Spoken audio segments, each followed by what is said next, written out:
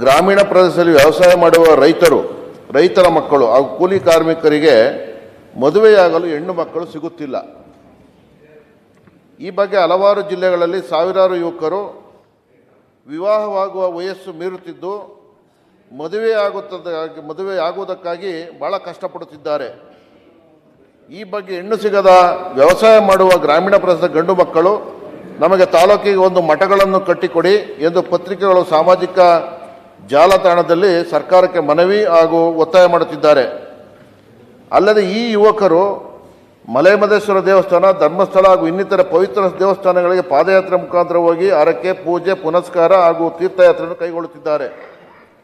ಹಿಂದೆ ರೈತರ ಮಕ್ಕಳು ಸೇರಿದಂತೆ ಎಲ್ಲರಿಗೂ ಮದುವೆಯಾಗಲು ಹೆಣ್ಣು ಮಕ್ಕಳ ಕೊರತೆ ಇರಲಿಲ್ಲ.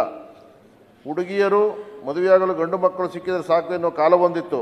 ಆದರೆ ಈಗ ಕಾಲ ಬದಲಾಗಿರುವುದರಿಂದ ಯುವಕರಿಗೆ ಹುಡುಗಿಯರು ಸಿಗದಂಥ ಪರಿಸ್ಥಿತಿ ಉಂಟಾಗಿದ್ದು ಹಲವಾರು ರೈತರು, ಕೃಷಿ ಕಾರ್ಮಿಕರು, ಕೂಲಿ ಕಾರ್ಮಿಕರು ಸೇರಿದಂತೆ ಲಕ್ಷಾಂತರ ಗಂಡು ಮಕ್ಕಳಿಗೆ ಹೆಣ್ಣು ಸಿಗದಂತಾಗಿದ್ದು ಹೆಣ್ಣು ಮಕ್ಕಳು ಇರುವಂಥ ತಂದೆ ತಾಯಂದಿರು ಕೂಡ ಉದ್ಯೋಗಸ್ಥರು ಅಥವಾ ಉದ್ದಿಮೆದಾರರನ್ನು ಹುಡುಕಿ ಮದುವೆ ಮಾಡುತ್ತಿದ್ದಾರೆ. ಈ ಕಾರಣದಿಂದ ಇದೊಂದು ಸಮಾಜದ ಸ್ವಾಸ್ಥ್ಯವನ್ನು ಕೆಡಿಸುವಂಥ ಸ್ಥಿತಿ ನಿರ್ಮಾಣವಾಗುತ್ತಿದೆ. ಆದ ಕಾರಣ ಸರ್ಕಾರ ಕೂಡಲೇ ಈ ರೈತಾಪಿ ಕೃಷಿ ಕಾರ್ಮಿಕರ, ಕೂಲಿ ಕಾರ್ಮಿಕರ ನೆರವಿಗೆ ಬರಬೇಕಾಗಿದೆ.